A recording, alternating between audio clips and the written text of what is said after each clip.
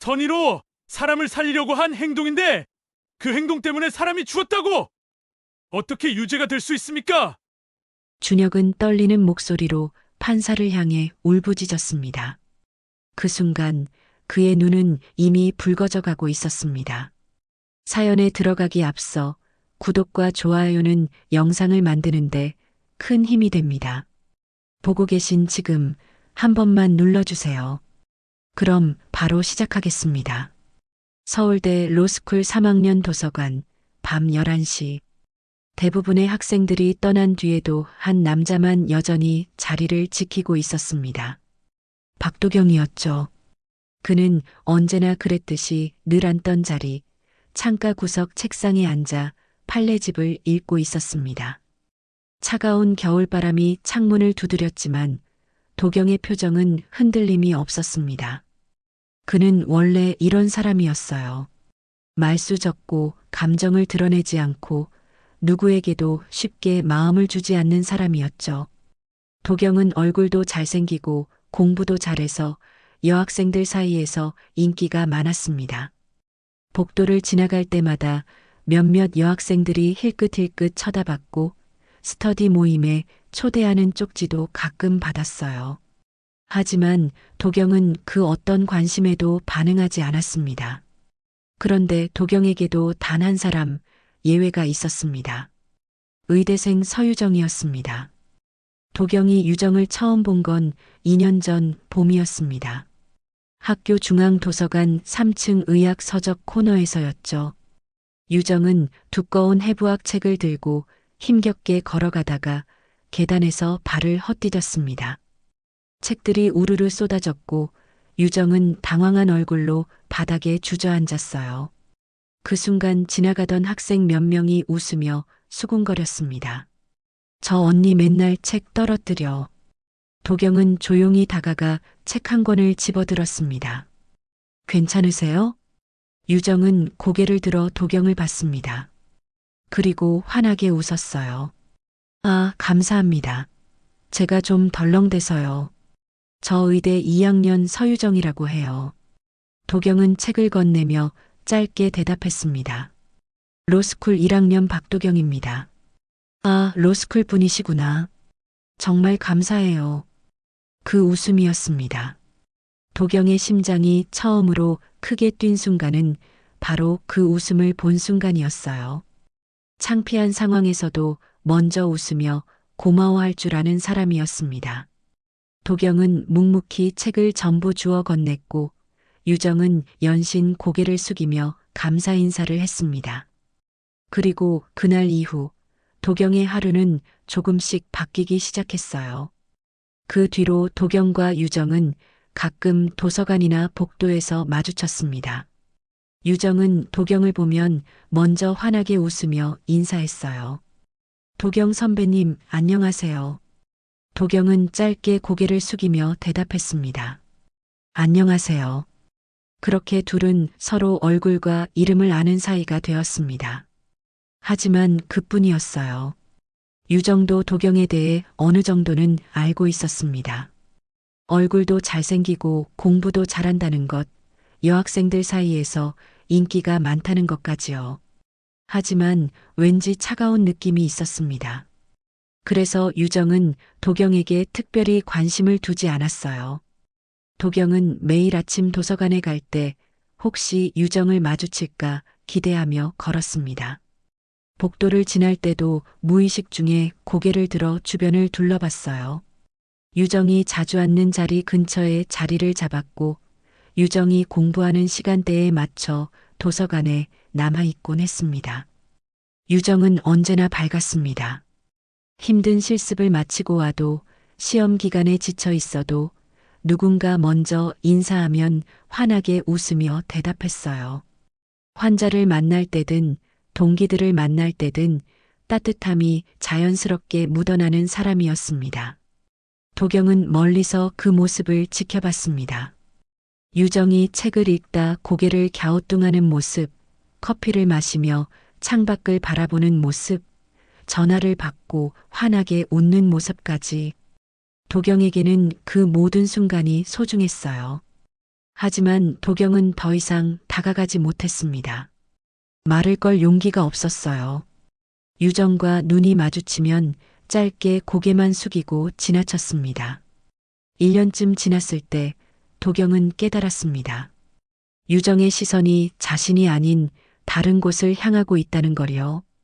바로 한준혁이었습니다. 준혁은 로스쿨 동기였습니다. 도경이 유일하게 경쟁자로 인정한 남자였죠. 시험 때마다 도경이 1등, 준혁이 2등이었습니다. 성적으로는 항상 도경이 앞섰지만 사람들 사이에서는 준혁이 훨씬 인기가 많았어요. 준혁에게는 남에게 보이지 않는 깊은 다정함이 있었습니다. 후배가 어려워하면 먼저 다가가 도와주고 친구가 힘들어하면 밤새 옆에서 이야기를 들어주는 사람이었죠. 유정은 그런 준혁을 자연스럽게 좋아하게 되었습니다. 어느 날 도경은 도서관 복도를 지나가다 유정과 준혁이 함께 있는 모습을 봤습니다. 둘은 벤치에 나란히 앉아 뭔가 이야기를 나누고 있었어요. 준혁이 무슨 말을 했는지 유정이 크게 웃었습니다. 도경은 그 자리에 멈춰 섰습니다. 그 웃음은 도경이 2년 동안 한 번도 받아본 적 없는 웃음이었어요. 가슴 한구석이 저려왔지만 도경은 그냥 천천히 발걸음을 돌렸습니다. 그날 밤 도경은 혼자 숙소에 돌아와 창밖을 오래 바라봤습니다. 캠퍼스 불빛이 하나둘 꺼져가고 있었어요. 도경은 작게 중얼거렸습니다. 유정 씨는 준혁이를 좋아하는구나. 그 사실을 인정하는 순간 도경의 마음은 더 깊은 곳으로 가라앉았습니다. 하지만 동시에 도경은 결심했습니다. 이 마음을 절대 드러내지 않겠다고요. 유정이 준혁과 함께 있을 때 가장 행복해 보였으니까요. 도경이 끼어들 자리는 없었습니다. 그 이후로 도경은 더욱 조용해졌습니다. 유정과 마주쳐도 짧게 인사만 나눴고 준혁과 함께 있을 때는 일부러 먼저 자리를 떠났습니다. 하지만 매번 떠나면서도 한 번쯤은 뒤를 돌아봤어요. 유정이 준혁을 보며 웃는 모습을 확인하곤 했습니다. 도경의 마음은 말없이 오래 쌓여만 갔습니다. 그러는 사이 준혁과 유정은 말하지 않아도 서로 마음을 알고 있는 듯한 편안한 사이가 되어 있었습니다. 어느 가을밤 도경은 또다시 도서관에 혼자 남아 있었습니다. 창밖으로 캠퍼스 길이 보였어요. 그 길 위를 유정과 준혁이 나란히 걸어가고 있었습니다. 둘은 무언가 이야기를 나누며 웃고 있었어요. 준혁이 유정의 어깨에 손을 올렸고 유정은 고개를 살짝 기울였습니다. 도경은 그 모습을 오래 바라봤습니다. 가슴이 아팠지만 이미 익숙한 아픔이었어요.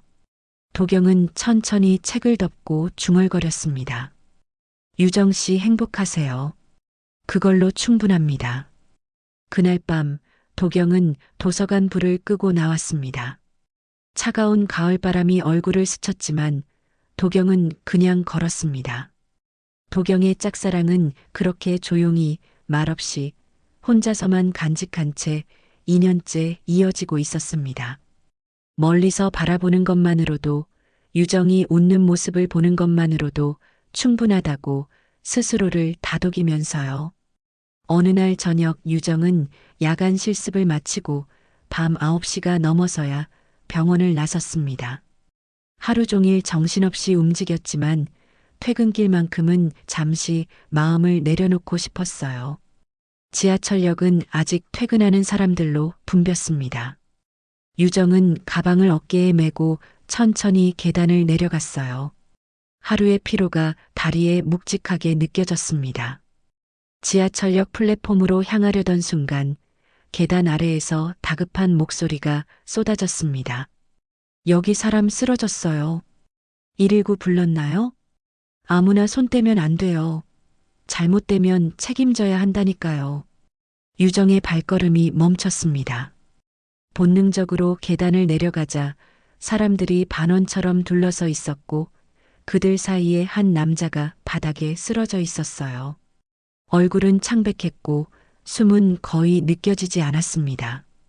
유정의 심장이 덜컥 내려앉았어요. 의대생으로서 본능적으로 알았습니다. 지금 이 순간을 놓치면 되돌릴 수 없다는 걸요. 주변 사람들의 목소리가 유정을 붙잡았습니다. 학생 맞죠? 건드리지 마요. 119 곧 와요. 괜히 했다가 책임지면 어쩌려고요. 요즘 뉴스 안 봤어요? 도와줬다가 고소당한다니까요. 유정은 그 자리에 멈춰 섰습니다. 귀에는 실습 시간에 들었던 교수들의 말이 생생하게 떠올랐어요. 목을 잘못 움직이면 평생 마비가 올 수도 있습니다. 학생 신분으로 응급처치 사고를 내면 모든 책임을 져야 합니다. 유정의 손끝이 미세하게 떨렸습니다. 도와야 한다는 마음과 혹시 잘못될까 두려운 마음이 한꺼번에 밀려왔어요. 주변 사람들의 시선이 따가웠고 손가락질하는 듯한 느낌마저 들었습니다. 그런데 눈앞의 남자는 점점 숨이 끊어지고 있었습니다. 남자의 입술은 이미 퍼렇게 변해 있었고 가슴은 거의 움직이지 않았어요. 유정은 조심스레 중얼거렸습니다. 지금 당장 도와드려야 하는데. 그러자 누군가 더 크게 외쳤습니다. 그러니까 건드리지 말라니까요. 나중에 책임질 거예요? 학생도 인생 있는데 왜 그런 위험한 일을 하려고 해요? 유정의 눈가가 떨렸습니다. 하지만 의학 지식이 있을수록 지금 이 순간이 얼마나 급한지 더 명확하게 보였어요. 119가 도착하기까지는 최소 10분은 걸릴 겁니다. 그 시간이면 이미 늦어요. 이대로 두면 정말 죽을 수도 있어. 유정은 가방을 바닥에 내려놓았습니다. 그리고 천천히 무릎을 꿇었어요. 손이 떨렸지만 더 이상 망설일 수 없었습니다. 저 죄송합니다. 그래도 살려보고 싶어요. 사람들은 당황해 뒷걸음질 쳤습니다. 학생, 그러다 목 다치면 어떻게 해요? 멈춰요. 정말 위험해요. 하지만 유정은 떨리는 손으로 남자의 턱을 조심스럽게 들어 올려 기도를 열었습니다. 숨소리를 확인하려 귀를 가까이 대봤지만 거의 들리지 않았어요. 유정은 두 손을 모아 남자의 가슴 중앙에 올려놓고 압박을 시작했습니다. 제발 버텨주세요. 제발. 한 번, 두 번, 세 번. 유정의 팔에는 금세 힘이 빠지기 시작했습니다. 실습 때와는 차원이 달랐어요. 마네킹이 아닌 진짜 사람의 가슴을 누르는 건 이렇게 힘든 일이었습니다. 이마에는 땀이 맺혔고 숨이 가빠졌습니다. 압박을 할 때마다 자신의 심장도 함께 덜컥 내려앉는 것 같았어요. 살아야 해요. 제발 조금만 버텨주세요. 주변 사람들은 숨도 제대로 쉬지 못한 채 그 모습을 지켜보고 있었습니다. 지하철역 특유의 서늘하고 건조한 공기가 유정의 뺨을 스쳤어요. 10분쯤 지났을까요? 유정의 팔은 후들거렸고 손목은 욱신거렸습니다. 하지만 멈출 수 없었어요. 멈추는 순간 이 사람은 정말 끝일 수도 있었으니까요. 제발 제발. 그러나 아무리 눌러도 아무리 불러도 남자의 몸은 끝내 반응을 보이지 않았습니다. 그때 멀리서 구급차 사이렌 소리가 들렸습니다. 얼마 지나지 않아 구급대원들이 계단을 뛰어내려왔어요. 학생, 고생하셨습니다. 저희가 이어받겠습니다. 유정은 손을 조심스럽게 내려놓고 천천히 자리에서 일어났습니다. 다리에 힘이 풀려 비틀거렸어요. 구급대원이 남자의 상태를 재빨리 확인하더니 동료들과 눈빛을 교환했습니다.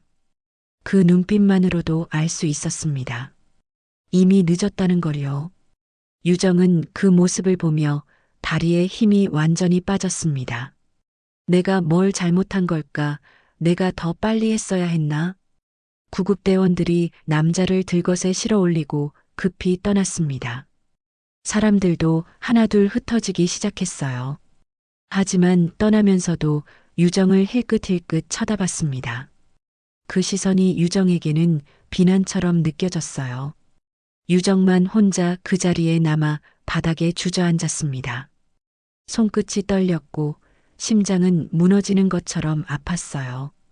얼마나 시간이 흘렀을까요? 유정은 천천히 일어나 가방을 집어들었습니다. 손이 너무 떨려서 가방 끈을 제대로 잡을 수조차 없었어요. 지하철을 타고 집으로 가는 내내 유정은 아무 생각도 할 수 없었습니다. 창밖으로 흐르는 어두운 터널만 멍하니 바라봤어요. 옆자리 사람들이 뭔가 속삭이는 소리가 들렸지만 무슨 말인지 귀에 들어오지 않았습니다. 집에 도착해 문을 열고 들어간 유정은 현관에서 신발도 제대로 벗지 못하고 바닥에 주저앉았습니다. 눈물이 와르르 쏟아졌어요. 내가 잘못한 걸까? 내가 손대지 말았어야 했나? 그냥 119만 기다렸어야 했나? 유정은 두 손으로 얼굴을 감싸고 소리 없이 울었습니다. 어깨가 들썩거렸고 온몸이 떨렸어요. 그날 밤 유정은 잠을 이루지 못했습니다. 눈을 감으면 그 남자의 창백한 얼굴이, 사람들의 손가락질이, 자신의 떨리는 손이 계속 떠올랐어요. 새벽이 되어서야 유정은 겨우 눈을 붙였지만 악몽을 꿨습니다. 지하철역에서 남자를 살리려 하지만 아무리 해도 살아나지 않는 꿈이었어요. 아침에 눈을 떴을 때 유정의 눈은 퉁퉁 부어 있었습니다. 거울을 보니 어젯밤 울었던 흔적이 고스란히 남아 있었어요. 유정은 학교와 병원 측에 보고해야 한다는 걸 알고 있었습니다. 하지만 어떻게 설명해야 할지, 무슨 말을 해야 할지 막막했어요. 나는 그냥 살리고 싶었을 뿐인데. 유정은 창밖을 바라봤습니다. 아침 햇살이 들어오고 있었지만 유정의 마음은 여전히 어두웠어요. 그날 밤 유정이 내린 선택은 그녀의 삶을 송두리째 흔들어 놓을 시작이었습니다.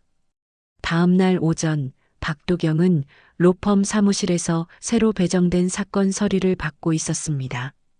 로스쿨 3학년인 도경은 일찍이 대형 로펌에 스카웃되어 학교 생활과 병행하며 실무를 익히고 있었어요. 뛰어난 실력 덕분에 다른 인턴들과 달리 실제 사건을 맡을 기회를 얻게 되었습니다. 상사인 팀장이 도경의 책상 앞에 서류철을 놓으며 말했습니다. 도경 씨, 이건 지하철역에서 발생한 응급 상황 관련 사건이에요. 유가족이 응급 조치를 문제 삼으며 고소한 건데 첫 사건으로는 꽤 무거울 수 있습니다. 도경은 차분히 고개를 끄덕였습니다. 네, 맞겠습니다. 팀장은 흡족한 표정으로 자리를 떠났습니다. 도경은 서류철을 들고 조용한 사무실 한쪽 자리에 앉아 첫 장을 펼쳤어요. 사건 개요, 시간, 장소, 목격자 진술. 도경은 천천히 내용을 읽어 내려갔습니다. 지하철역에서 남자가 쓰러졌고 한 학생이 응급조치를 시도했지만 결국 사망했다는 내용이었어요. 도경의 시선이 다음 페이지로 넘어갔습니다. 그리고 한 줄에서 멈췄어요. 피고인 서유정. 순간 도경의 손이 떨렸습니다. 종이 모서리가 미세하게 흔들렸어요. 도경은 숨을 한 번 들이켰으나 쉽게 가라앉지 않았습니다. 유정 씨? 입안에서 작게 굴러나온 이름. 도경은 한참 동안 그 이름만 바라보았습니다. 머릿속에는 도서관에서 걸어가던 유정의 모습, 밝게 웃던 얼굴, 준영 옆에서 조금 더 편안해 보이던 모습까지 스쳐 지나갔어요. 그런데 그 유정이 자신이 첫 사건으로 상대해야 할 피고라니. 도경은 서류를 덮고 의자에 등을 기댔습니다. 눈을 감고 숨을 가다듬었지만 복잡한 감정은 쉽게 진정되지 않았어요. 왜 하필 유정 씨가? 도경은 다시 서류를 펼쳐들었습니다. 목격자 진술에는 한 학생이 위험을 감수하며 응급조치를 했다는 이야기가 적혀 있었어요. 그리고 그 학생이 의대생이라는 말도 적혀 있었습니다. 도경의 눈빛이 흔들렸습니다. 유정 씨가 이런 일을 겪었다고? 가슴 한구석이 답답했습니다. 유정이 얼마나 두려웠을까, 얼마나 떨렸을까 하는 생각이 먼저 들었어요. 하지만 동시에 도경은 자신이 지금 서 있는 자리도 분명하게 알고 있었습니다. 도경은 책상 위에 놓인 펜을 쥐었다가 힘없이 내려놓았습니다. 그때 팀장이 다가왔습니다. 도경 씨, 무슨 문제라도? 도경은 억지로 평정심을 유지한 목소리로 대답했습니다. 아닙니다. 사건이 생각보다 무겁네요. 팀장은 고개를 끄덕이며 조심스럽게 말했습니다. 유가족이 많이 힘들어하세요. 돌아가신 분이 가장이었거든요. 남은 가족들이 우리 로펌을 믿고 의뢰한 거예요. 도경 씨가 잘해줄 거라 믿습니다. 도경은 고개를 숙였습니다. 알겠습니다. 팀장이 자리를 떠나자 도경은 다시 서류를 들여다봤습니다. 유가족의 진술서도 함께 첨부되어 있었어요. 우리 아버지는 그날 퇴근길이었습니다. 갑자기 쓰러지셨는데 학생이 응급조치를 했다고 합니다. 하지만 잘못된 처치로 오히려 상태가 악화되었을 수도 있다고 들었습니다. 제발 진실을 밝혀주세요. 도경은 그 문장을 읽으며 눈을 감았습니다. 유가족의 고통도 유정의 고통도 모두 이해가 되었어요. 하지만 도경은 지금 유가족의 편에 서야 하는 사람이었습니다. 도경은 서류를 천천히 덮고 창밖을 바라봤습니다. 햇살이 들어오고 있었지만 도경의 마음은 어두웠어요. 유정 씨 얼마나 힘들까. 하지만 도경은 알고 있었습니다. 자신이 이 사건에서 물러날 수 없다는 걸요. 유가족은 로펌을 믿고 의뢰했고 도경은 그 믿음을 저버릴 수 없었습니다. 그리고 무엇보다 유정에게는 도경에게 아무런 마음도 없었어요. 유정은 도경을 준혁의 친구이자 조용한 선배 정도로만 생각했습니다. 도경이 물러난다 해도 유정에게는 아무 의미가 없을 겁니다. 도경은 책상 위 서류를 다시 펼치고 한 글자 한 글자 읽기 시작했습니다. 감정을 최대한 배제하고 사실만을 파악하려 애썼어요. 지하철역 위치, 사건 발생 시간, 목격자 수, 구급대 도착 시간, 사망 시각, 모든 정보를 머릿속에 정리했습니다. 그러다 도경은 한 문장에서 멈췄습니다. 피고인은 의대생 신분으로 전문 자격 없이 응급조치를 시행했습니다. 도경은 그 문장을 오래 바라봤습니다. 유정 씨는 사람을 살리려고 한 거였을 텐데. 하지만 법적으로는 문제가 될 수 있는 상황이었습니다. 의료 자격이 없는 상태에서의 응급조치, 그리고 그 과정에서 발생한 사망.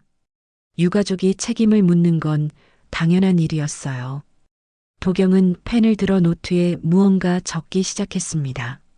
사건의 쟁점, 유가족의 주장, 예상되는 피고, 측 반론. 머릿속을 차갑게 정리했어요. 하지만 펜을 움직이는 손은 계속 떨렸습니다. 그날 저녁 도경은 사무실에 홀로 남아 서류를 읽고 또 읽었습니다. 다른 동료들은 모두 퇴근했지만 도경은 자리를 떠날 수 없었어요. 창밖으로 어둠이 내려앉았습니다. 도경은 책상 스탠드 불빛 아래에서 유정의 이름이 적힌 서류를 바라봤어요. 미안합니다, 유정 씨. 도경은 작게 중얼거렸습니다. 하지만 나는 이 일을 피할 수 없습니다. 그의 목소리는 떨렸지만 결심은 단단했습니다. 도경은 유가족을 위해 최선을 다해야 했어요.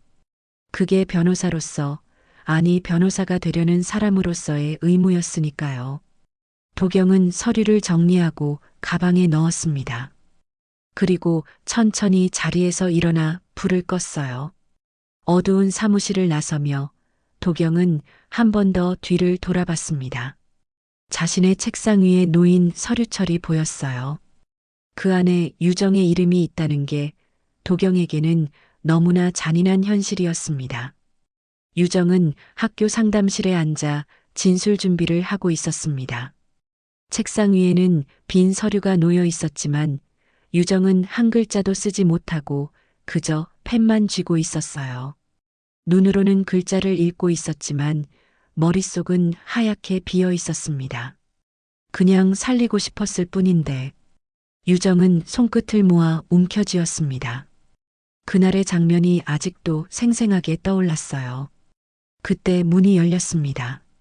준혁이었습니다. 유정아. 준혁은 조심스레 다가와 유정 맞은편에 앉았어요. 괜찮아?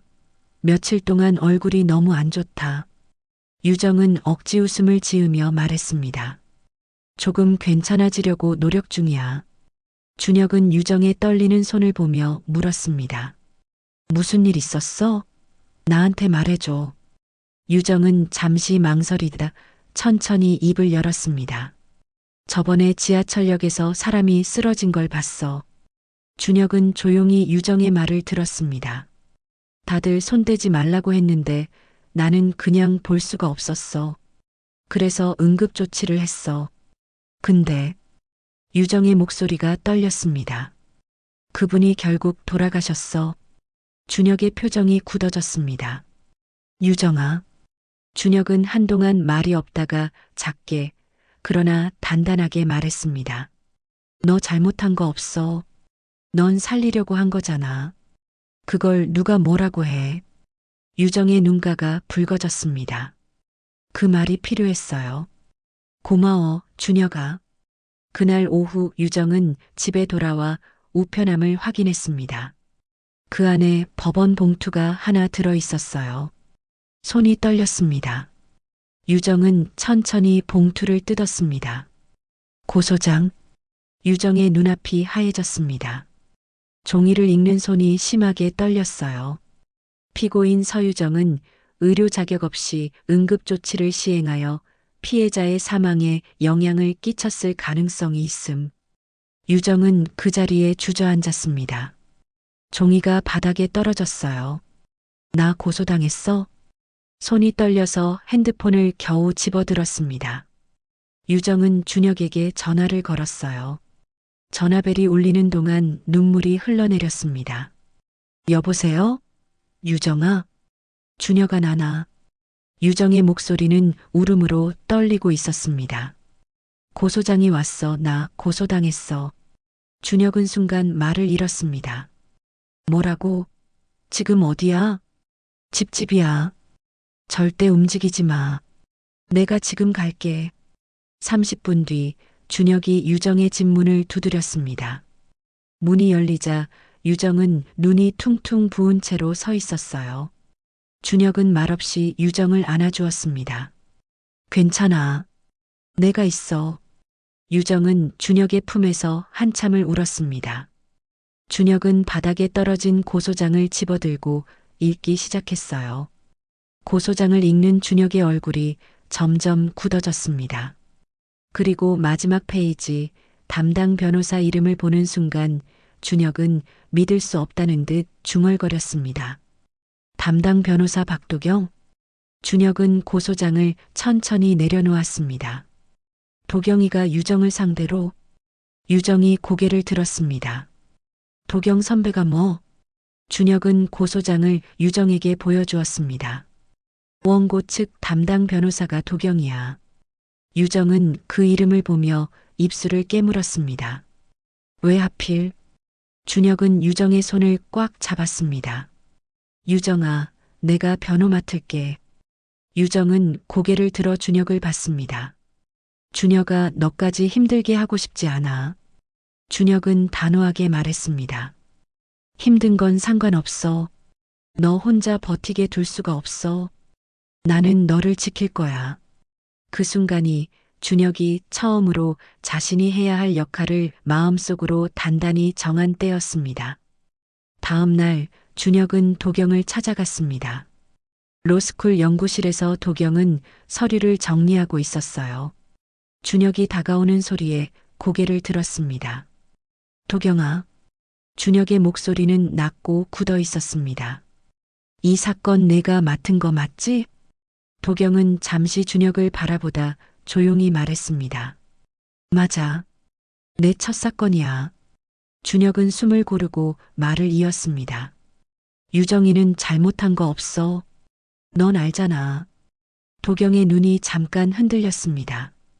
그러나 이내 평정을 되찾았어요. 알아. 그래도 난 물러날 수 없어. 유가족이 날 믿고 맡겼어. 그 책임이 있어. 준혁이 한 발 다가섰습니다. 그 책임지겠다고 유정을 희생시키겠다는 거야? 도경도 한치도 물러서지 않았습니다. 준혁아, 난 감정으로 움직이는 사람이 아니야. 그리고 이 사건은 내게도 쉬운 일이 아니야. 준혁은 그 말을 듣는 순간 도경의 눈빛 깊은 곳에 감춰진 흔들림을 읽었습니다. 그리고 깨달았어요. 너 유정 좋아하지? 도경은 말없이 눈을 피했습니다. 그게 대답이었어요. 준혁의 표정이 단단해졌습니다. 그래도 안 돼. 유정이는 내가 지킬 거야. 내가 유정이 변호를 맡을 거야. 도경의 눈이 찌르듯 날카로워졌습니다. 그래. 그럼 이 사건은 우리 둘의 싸움이 되는 거네. 복도 끝에서 이 장면을 보고 있던 사람이 있었습니다. 유정이었어요. 유정은 준혁을 찾아왔다가 둘의 대화를 우연히 듣게 되었습니다. 도경과 준혁이 서로 얘기하는 모습, 그 속에 담긴 긴장과 감정들이 고스란히 느껴졌어요. 유정의 마음은 복잡하게 흔들렸습니다. 왜 이렇게까지 되는 거지? 내가 뭘 잘못했길래 두 사람까지 부딪히게 되는 거야. 유정은 천천히 눈을 내리깔았습니다. 가방 끈을 잡은 손이 떨렸어요. 그리고 조용히 그 자리를 떠났습니다. 남은 두 남자는 서로를 향해 짧지만 강하게 서 있었습니다. 오랜 친구였던 두 사람이 이제는 법정에서 마주해야 할 상대가 되었어요. 유정은 진술 준비를 위해 학교 상담실에 앉아 서류를 바라보고 있었습니다. 눈으로는 글자를 읽고 있었지만 머릿속은 하얗게 비어 있었어요. 그냥 살리고 싶었을 뿐인데. 유정은 손끝을 모아 움켜쥐었습니다. 그날의 장면이 아직도 생생하게 떠올랐어요. 그때 문이 열렸습니다. 준혁이었습니다. 유정아. 준혁은 조심스레 다가와 유정 맞은편에 앉았어요. 너 혼자 준비하지 마. 내가 같이 할게. 유정은 고개를 저었습니다. 아니야, 너까지 힘들게 하고 싶지 않아. 그러나 준혁의 대답은 분명했습니다. 힘든 건 상관없어. 너 혼자 버티게 둘 수가 없어. 유정은 그 말을 듣는 순간 눈물이 고였습니다. 준혁아, 나 정말 잘한 걸까? 준혁은 단호하면서도 부드럽게 말했습니다. 잘했어. 누군가를 살리려고 한 게 왜 잘못이야? 넌 아무 잘못 없어. 그 말은 유정의 마음 가장 깊은 곳에 닿았습니다. 준혁은 마음속으로 이미 결심하고 있었어요. 이 사건 내가 끝까지 맡아서 유정 지킬 거야. 같은 시각, 도경은 로펌에서 밤늦게 서류를 들여다보고 있었습니다. 사무실 불은 대부분 꺼져 있었고 도경 책상 위에만 희미한 스탠드 불빛이 남아 있었어요. 도경은 그날의 보고서를 다시 읽었습니다. 피고인 서유정. 도경은 잠시 펜을 내려놓고 한 손으로 얼굴을 감싸쥐었습니다. 왜 하필 너야? 도경은 유정을 향한 감정을 누구보다 잘 알고 있었고 그 감정이 지금 자신에게 얼마나 큰 짐이 되는지도 알고 있었어요. 그러나 도경은 물러날 수 없었습니다. 며칠 전 유가족이 로펌을 찾아왔습니다. 중년의 여성이 도경의 손을 붙잡고 말했어요. 우리 아이 아버지가 도와준 학생 때문에 잘못된 겁니까? 제발 진실을 밝혀주세요. 그 손은 떨리고 있었고 눈은 붉어져 있었습니다. 도경은 그때 이미 이 사건에서 도망칠 수 없다는 걸 깨달았어요. 그리고 그 사실이 지금 자신을 더 무너뜨렸습니다. 다음 날 둘은 공식적으로 마주하게 되었습니다. 로스쿨 연구실에서 사건 준비를 위해 같은 공간에 불려온 순간이었어요. 도경은 먼저 말문을 열었습니다. 준혁아, 내가 정말 유정 변호 맡을 거야? 준혁은 단호한 얼굴로 고개를 끄덕였습니다. 당연하지. 유정이 잘못한 게 없다는 걸 누군가는 제대로 말해줘야 하니까. 도경의 표정이 굳어졌습니다. 준혁아 감정으로 움직이는 거 아니야? 준혁은 반박하지 않았습니다. 그래, 감정 맞아. 하지만 그게 잘못이야? 잠시 정적이 흘렀습니다. 도경은 눈을 피했습니다. 입술이 떨렸어요. 나도 이 사건이 힘들어. 준혁은 도경을 바라보았습니다. 그동안 본 적 없던 흔들리는 눈이었어요. 그럼 내려. 너도 유정 힘든 거 보기 싫잖아. 도경의 손이 탁 책상을 꽉 쥐었습니다. 내릴 수가 없어. 유가족이 나한테 기대고 있어. 나라도 붙잡아줘야 해. 준혁은 입술을 깨물었습니다. 그럼 결국 우리가 서로 부딪힐 수밖에 없다는 거네. 도경은 눈을 감았습니다. 그래, 그렇게 되는 것 같다. 멀찍이서 이 모습을 본 유정은 마음이 더 무거워졌습니다. 두 남자의 목소리, 서로 억누른 감정, 그 속에 담긴 진심들이 유정에게는 하나하나 가슴을 찌르는 것처럼 느껴졌어요. 도경 선배도 힘들어 보였어. 근데 준혁이는 또 나 때문이잖아. 유정은 두 손으로 가방 끈을 꼭 잡았습니다. 어느 누구도 상처받지 않았으면 좋겠는데. 하지만 현실은 이미 누군가는 다칠 수밖에 없는 길로 가고 있었어요. 그날 저녁 유정은 혼자 학교 벤치에 앉아 있었습니다. 석양이 지고 있었지만 유정의 마음은 어두웠어요. 내가 뭘 해야 하지? 준혁은 도서관에서 판례를 찾고 있었습니다. 밤늦게까지 책을 뒤적이며 유정을 지킬 방법을 찾고 있었어요. 도경은 로펌에서 서류를 정리하고 있었습니다. 유가족의 아픔을 생각하며 그러나 동시에 유정의 고통도 떠올리며 복잡한 마음으로 펜을 움직이고 있었어요. 세 사람 모두 같은 하늘 아래 있었지만 마음은 각자 다른 곳을 향하고 있었습니다. 1심 재판정이었습니다. 유정은 피고인석에서 가슴을 조용히 움켜쥐고 있었어요. 준혁은 그 옆에서 차분히 숨을 가다듬으며 재판 서류를 다시 확인했습니다. 도경은 원고석에 앉아 있었습니다. 유정을 보지 않으려 고개를 숙였지만 결국 몇 번이고 시선이 흔들렸어요. 유가족은 손수건을 쥐고 흐느끼고 있었습니다. 도경이 천천히 일어섰습니다. 목소리는 조용했지만 단단했어요. 피고인은 의료 자격이 없는 상태에서 위험한 응급조치를 시도했습니다. 그 행위가 피해자의 상태 악화에 영향을 주었을 가능성을 배제할 수 없습니다. 유정의 어깨가 살짝 떨렸습니다. 도경은 말을 이었습니다. 선이었다고 해도 결과가 생명과 연결된 사건이라면 책임을 묻는 것이 유가족에게는 너무나 중요한 문제입니다. 유가족 측에서 말없이 고개가 끄덕여졌습니다. 도경은 마지막으로 고개를 숙이고 자리로 돌아갔습니다. 자리로 돌아오는 순간 도경은 자신이 지금 하고 있는 일이 얼마나 잔인한지 새삼 실감했어요. 준혁이 조용히 자리에서 일어났습니다. 피고인은 사람을 살리려 했습니다. 법정이 잠시 고요해졌습니다.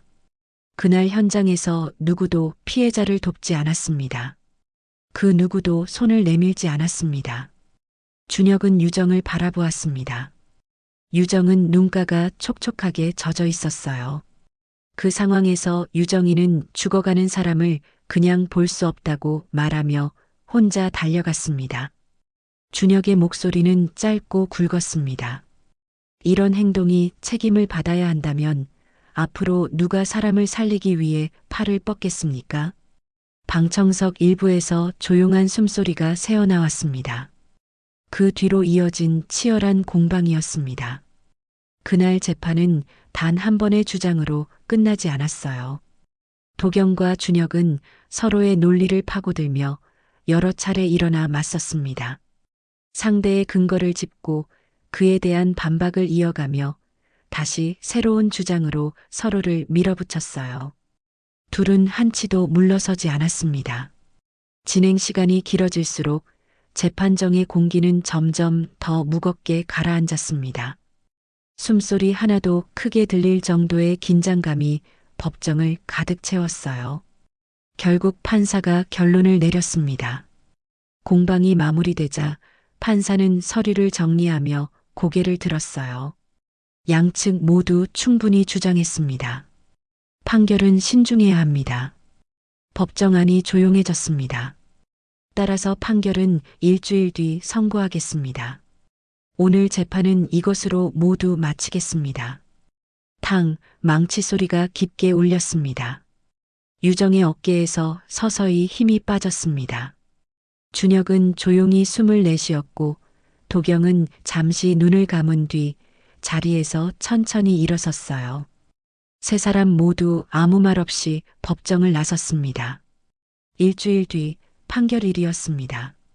다시 법정. 유정은 긴장으로 손끝이 떨렸어요. 준혁은 주먹을 꽉 쥐고 판사를 바라보았습니다. 도경은 표정 없이 앞만 보고 있었지만 손등 위 혈관이 도드라져 있었어요. 판사가 판결문을 펼쳤습니다. 피고인의 선의는 인정됩니다. 그러나 비전문가의 판단 착오가 피해자의 사망에 영향을 끼쳤을 가능성을 배제하기 어렵습니다. 유정의 숨이 살짝 멎었습니다. 판사는 마지막 문장을 천천히 읽었습니다. 따라서 본 법원은 피고인 서유정에게 유죄를 선고합니다. 유정의 눈물이 천천히 흘러내렸습니다. 준혁은 고개를 들지 못한 채 입술을 꽉 깨물었어요. 도경은 눈을 감고 숨을 한 번 길게 내쉬었습니다. 복도에서 무너지는 사람들이었습니다.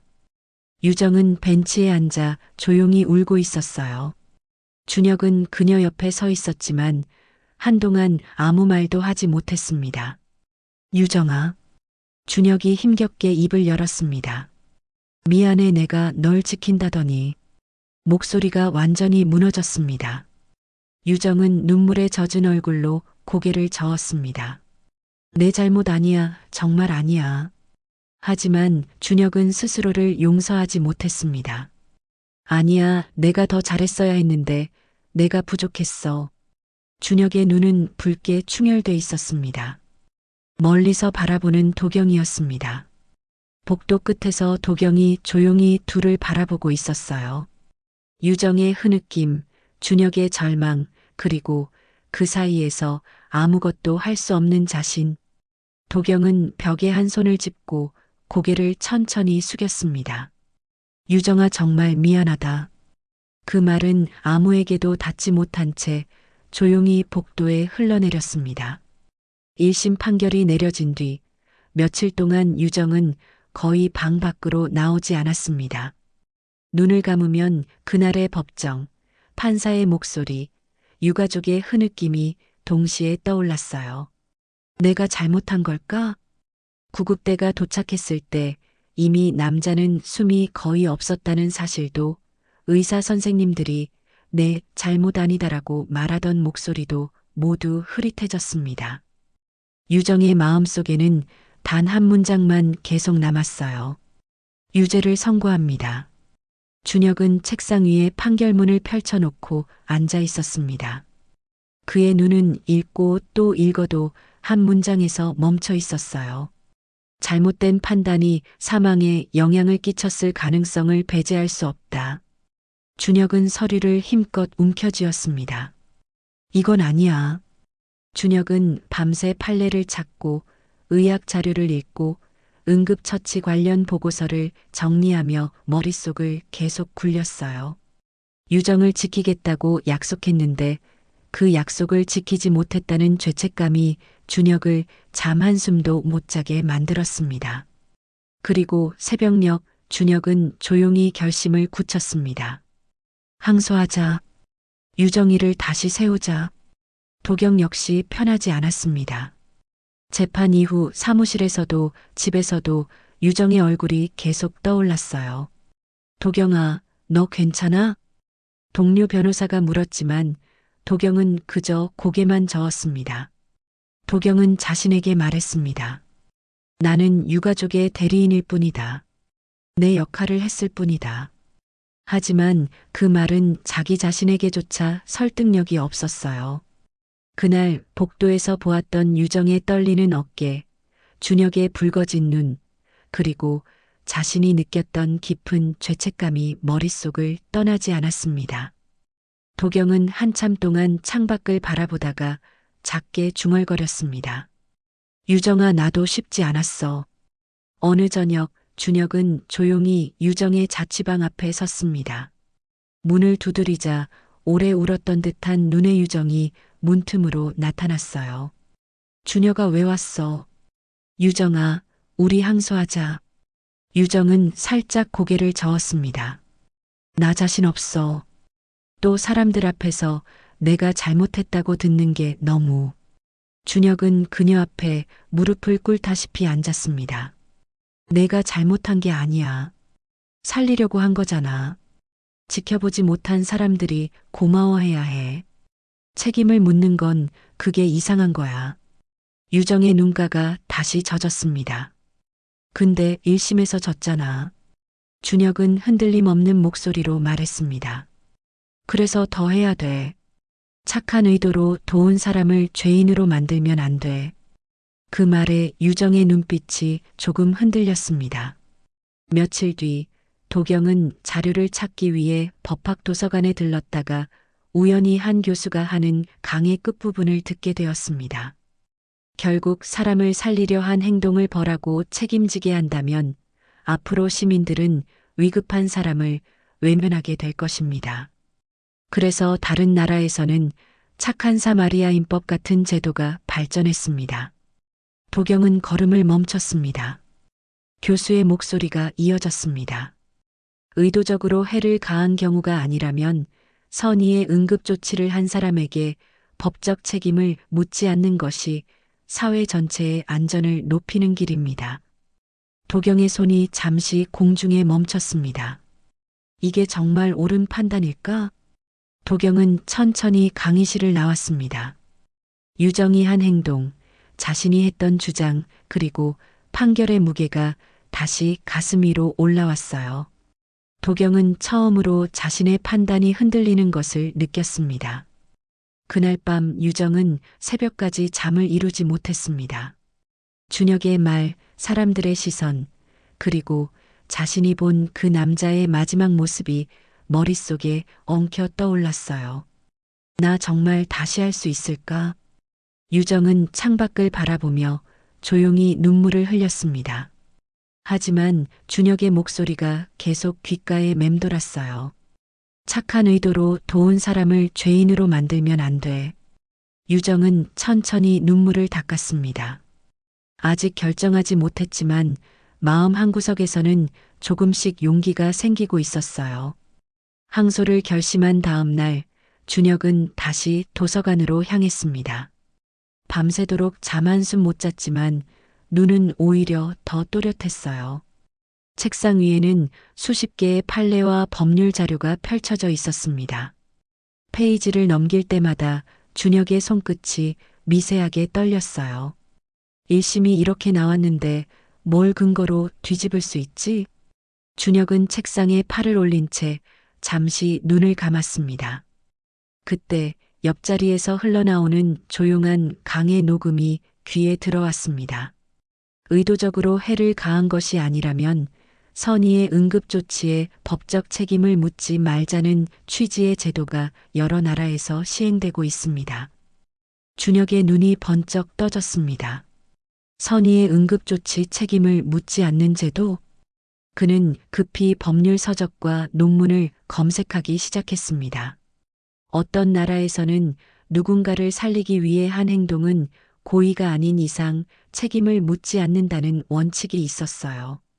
그 순간 준혁의 가슴이 크게 뛰기 시작했습니다. 그래, 유정이는 살리려고 했던 거잖아. 희미하던 길이 서서히 열리기 시작했습니다. 준혁은 더 깊이 자료를 뒤지기 시작했어요. 그리고 마침내 한 페이지에서 손이 멈췄습니다. 응급의료법 제5조, 제12조. 생명이 위급한 응급환자에게 응급의료 또는 응급처치를 제공하여 발생한 재산상 손해와 사상에 대하여 고의 또는 중대한 과실이 없는 경우 그 행위자는 민사책임과 상해에 대한 형사책임을 지지 아니하고. 준혁은 그 조항을 천천히 읽었습니다. 눈이 점점 커졌어요. 이거였어. 착한 사마리아인법 선의로 사람을 구한 사람을 보호하는 법이 우리나라에도 있었어. 준혁은 곧바로 핸드폰을 집어들었습니다. 늦은 저녁 준혁은 두꺼운 서류철을 품에 안고 유정의 집으로 곧장 달려갔습니다. 문을 열어준 유정은 오랫동안 울었던 듯한 얼굴이었어요. 준혁아, 무슨 일이야? 유정아, 찾았어. 준혁의 목소리는 숨이 차 있었지만 그 어느 때보다 확신에 차 있었습니다. 내가 왜 처벌받으면 안 되는지 그걸 설명할 근거를 찾았어. 유정의 손이 문틀을 잡은 채 떨렸습니다. 정말 그런 게 있어? 준혁은 큰 고개를 끄덕였습니다. 응. 응급의료법 제12조야. 착한 사마리아인법이라고 해. 살리려는 마음으로 한 응급조치는 고의가 아니라면 책임을 묻지 않아야 한다는 법이야. 그게 우리나라에도 있어. 유정의 눈에서 눈물이 흘러내렸습니다. 이번에는 슬픔이 아닌 희망의 눈물이었어요. 준혁은 서류를 펼쳐 보이며 이어 말했습니다. 그리고 응급의료법 제5조에는 의료인이 응급 상황을 목격하면 응급조치를 해야 한다고 나와 있어. 너는 의대생이잖아. 응급조치를 하지 않았으면 오히려 법적 책임을 질 수도 있었던 거야. 유정은 두 손으로 얼굴을 감쌌습니다. 그럼 내가 잘못한 게 아니었어? 준혁은 단호하게 말했습니다. 아니야. 너는 내가 해야 할 일을 한 거야. 그리고 그 행동은 법으로 보호받아야 해. 잠시 침묵이 흘렀습니다.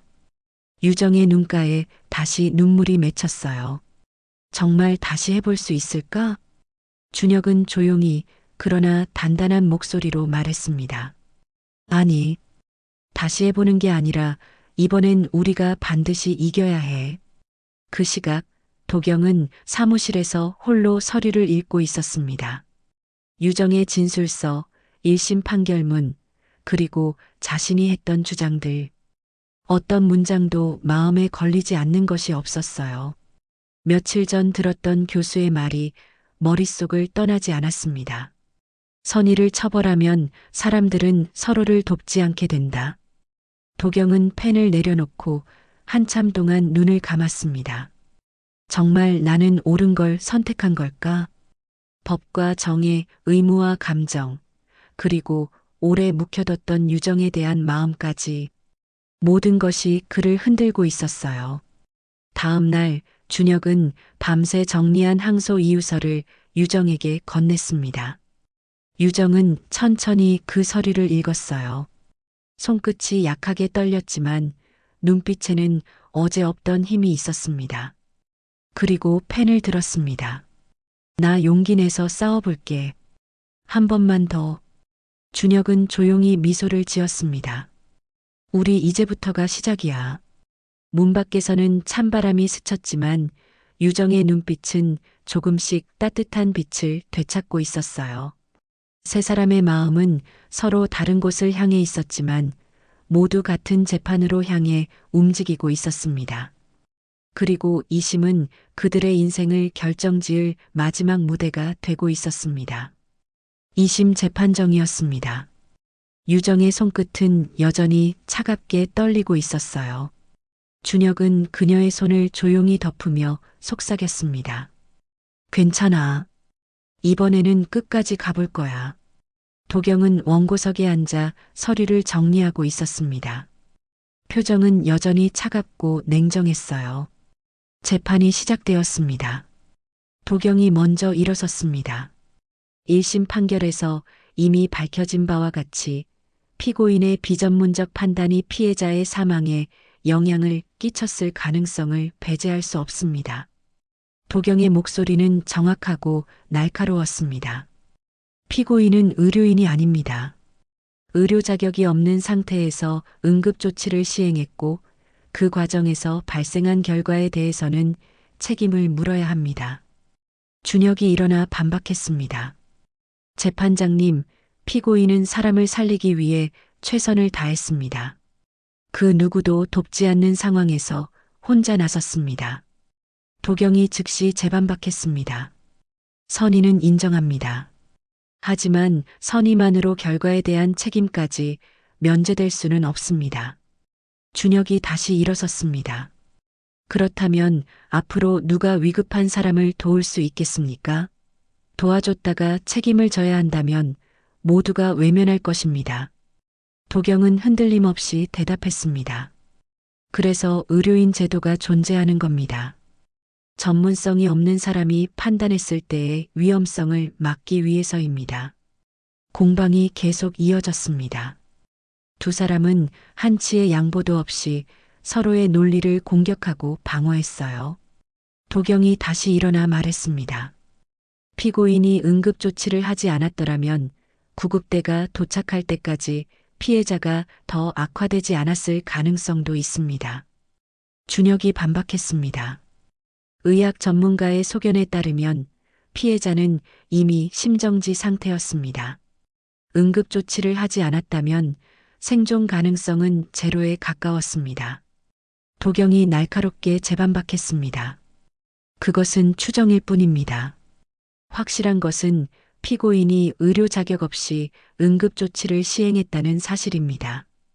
법정의 공기가 팽팽하게 긴장했습니다. 방청석 사람들은 숨죽이며 두 사람의 공방을 지켜보고 있었어요. 도경은 끝까지 냉정하게 논리적으로 반박을 이어갔습니다. 변호사로서 최선을 다하고 있었어요. 그때 준혁이 천천히 일어섰습니다. 손에는 새로운 서류가 들려 있었어요. 재판장님, 이번 사건은 단순 과실 판단의 문제가 아닙니다.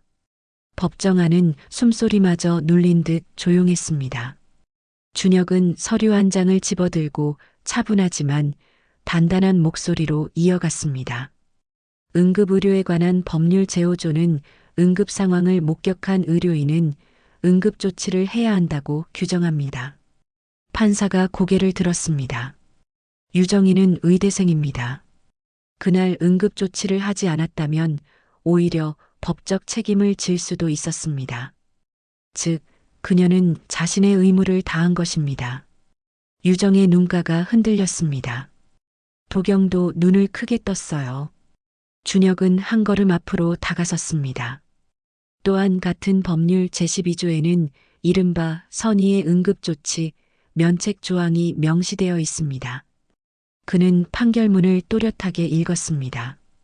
응급 환자를 살리기 위한 선의의 응급조치로 인한 손해에 대해서는 형사 민사 책임을 묻지 않는다. 순간 법정 전체가 고요해졌습니다.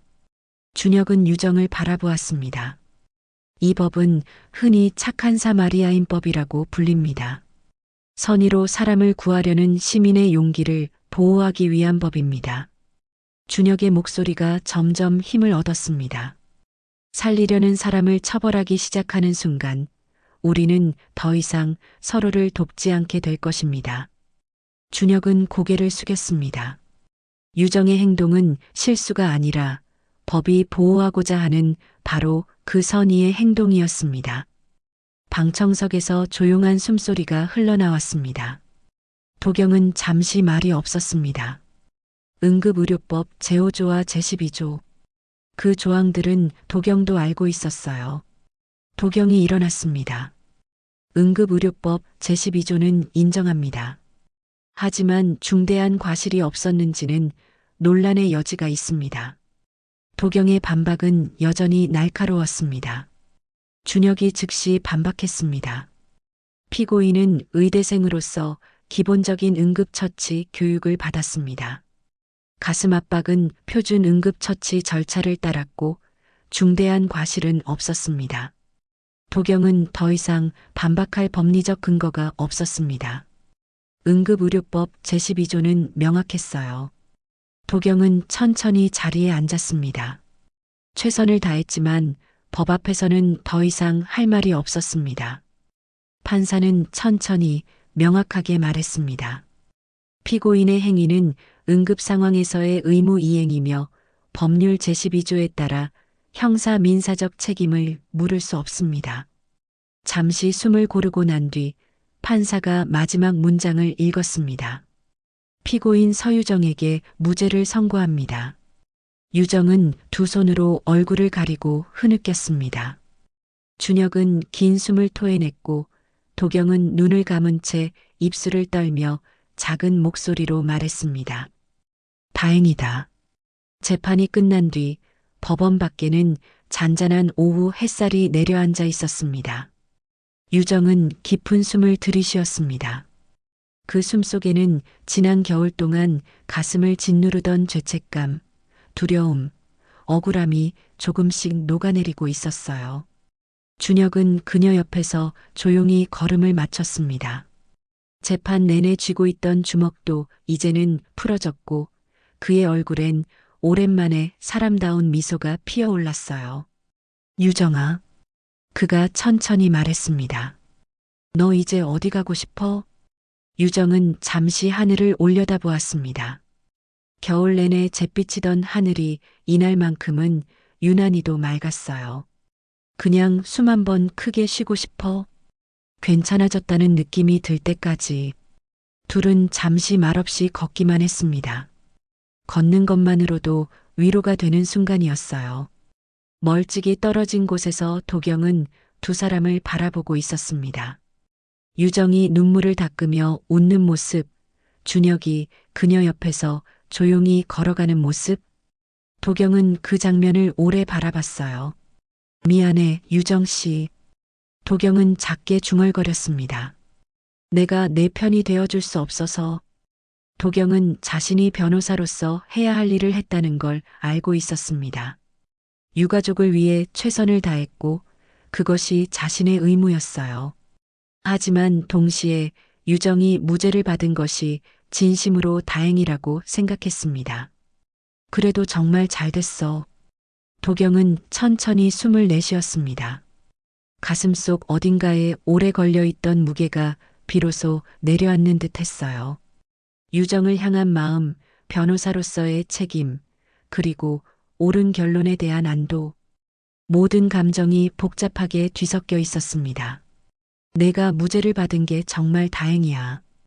도경은 그 말을 속으로만 삼켰습니다. 유정에게 직접 전할 수는 없었지만 마음만은 진심이었어요. 도경은 작게 고개를 끄덕이며 조용히 발걸음을 옮겼습니다. 패배의 걸음이 아니라 무언가를 인정하고 내려놓은 사람의 걸음이었어요. 이게 맞는 결론이었어. 법이 옳은 사람을 지켜줬어. 도경은 한 번 더 뒤를 돌아봤습니다. 유정과 준혁은 이미 멀리 걸어가고 있었어요. 유정 씨 이제 편하게 숨 쉬세요. 도경은 그렇게 말하고 천천히 돌아섰습니다. 유정은 법원을 멀리 바라보며 조용히 중얼거렸습니다. 죽어가던 사람을 본 게 무조건 죄가 되면 안 되는 거지. 그치? 그 말에 준혁은 고개를 끄덕였습니다. 응. 내가 잘못한 게 아니라는 걸 오늘 모두가 확인했어. 유정은 눈가를 닦으며 웃었습니다. 그럼 이제부터는 내가 더 많이 웃어도 되겠네? 준혁은 천천히 웃었습니다. 유정아, 너는 원래 웃는 사람이었어. 잠시 겨울이 길었을 뿐이야. 둘은 천천히 길을 걸어 내려갔습니다. 머리 위로 봄바람이 살짝 불었어요. 그 바람은 희미하게나마 새로운 시작을 알리고 있었습니다. 그리고 유정, 준혁, 도경. 세 사람이 지나온 길은 서로 달랐지만 각자의 자리에서 다시 삶을 시작할 준비가 되어 있었어요. 차갑고 긴 겨울은 끝났습니다. 그 겨울을 견뎌낸 세 사람에게는 지금보다 더 따뜻한 계절이 조용히 다가오고 있었습니다. 자, 오늘의 사연이 끝났습니다. 여러분의 판단은 어떠셨나요? 재미있었다면 1번, 아쉬웠다면 2번을 댓글로 꼭 남겨주세요. 여러분의 의견을 참고해 더욱 재미있는 사연으로 보답하겠습니다. 감사합니다.